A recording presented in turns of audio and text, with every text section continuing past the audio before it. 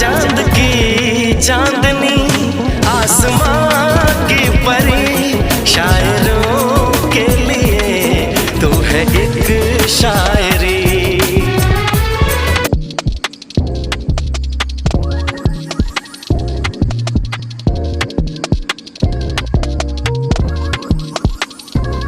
দেখো বন্ধুরা, ভালোভাবে মশলাটা কষে নিয়েছি। তার আগে কী করলাম না করলাম পুরোটাই তো দেখেছো। এখানে আমি 3টে ডিম নিয়েছি নুডলস দেওয়ার জন্য। এখানে ডিমটা দিয়ে আমি নাড়াচাড়া করে নিলাম, মশলার সাথে মাখিয়ে আমি তারপরে যেটা মানে গুঁড়ো করে রেখেছিলাম নুডলসটা সেটা দিয়ে মেকিং মশলা দিয়ে দিয়েছি। প্লাস আমার নুডলস রেডি।